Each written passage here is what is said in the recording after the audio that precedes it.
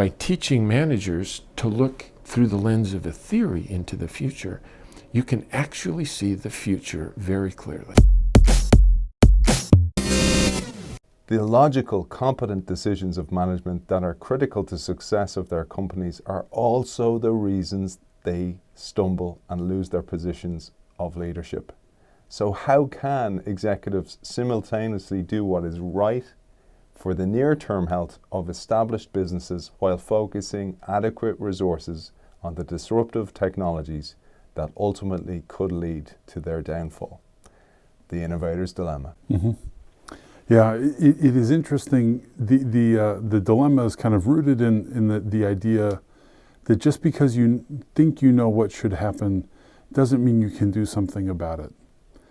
After this book came out, my dad's told this story many times, but he did a lot of work with the company Intel and presented his research to Andy Grove, who sat through first meeting kind of impatiently, but by the end of it realized its importance for his company. And so I had my dad come back again and again and again and again to train the top managers at Intel. And by the end of it, a couple things kind of came out of it. One was that he said, what was really valuable about all this training is it gave us a common vocabulary to talk about counterintuitive ideas. That was a really big thing.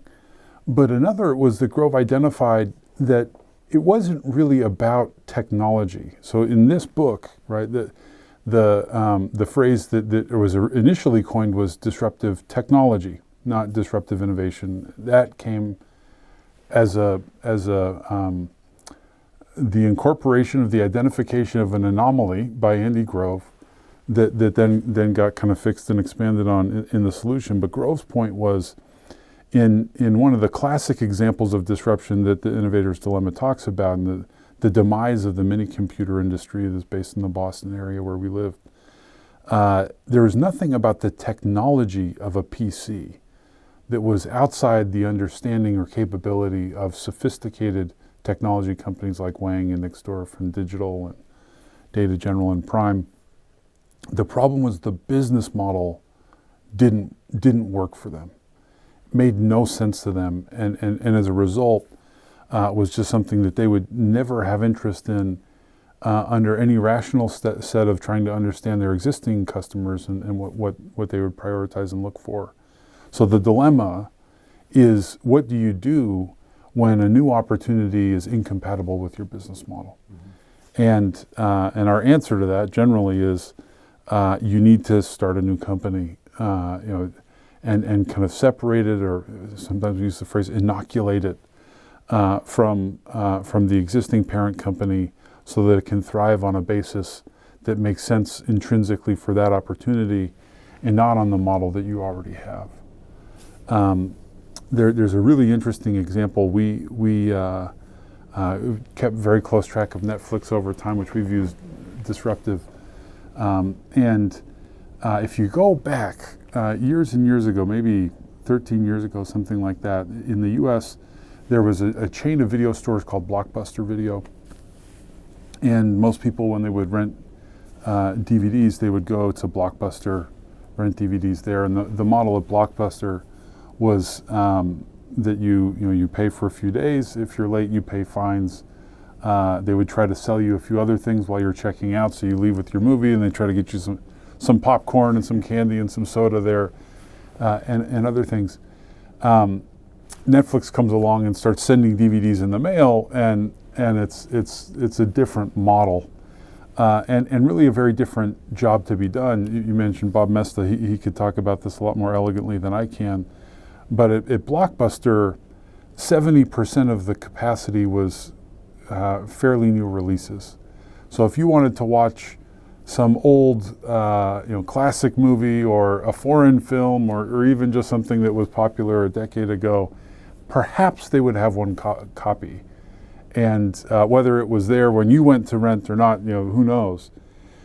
Netflix, by doing DVD by mail, allowed you to have almost infinite library, and they could deploy it all over the place. So the model facilitated something very different. Pay on a subscription basis, that was unprecedented. It meant that there were no late fees. And so Netflix began to get a lot of traction through DVD by mail. And what people forget, who maybe didn't watch this very closely, is that Blockbuster launched an initiative that was kind of a Netflix knockoff. Same model, subscription, that tried to capitalize on the advantages of the store, but also kind of ride on the coattails of this new model. It's called Blockbuster Total Access.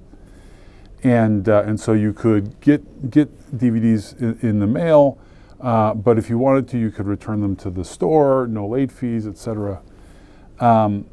And it actually was quite successful for a time.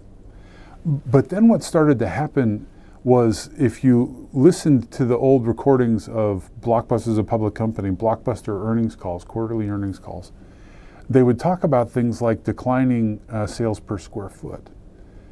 And that is, I think, a predictable outcome of the success of Total Access, right? If I am a happy subscriber to Blockbuster Total Access, then I don't go to the store, right? So predictably, you see fewer sales per square foot. But that was just one of the measures that Wall Street analysts evaluated Blockbuster on. Another is same-store sales.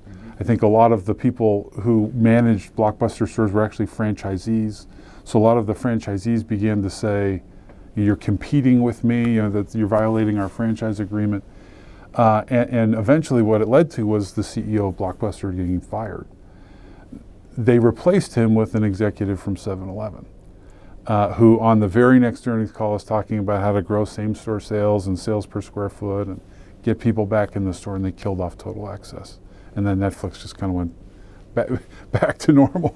And eventually became the company that it is today. I'm not saying that Blockbuster could have beat Netflix, but it's a vivid illustration of how difficult it is to set something up as totally different and give it the mandate, if necessary, to kill the parent company in order to grow and capitalize on a new opportunity.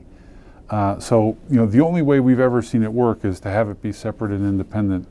But being able to say it that quickly really, I think, kind of obscures that it is a very difficult thing to do well, and frankly has rarely happened.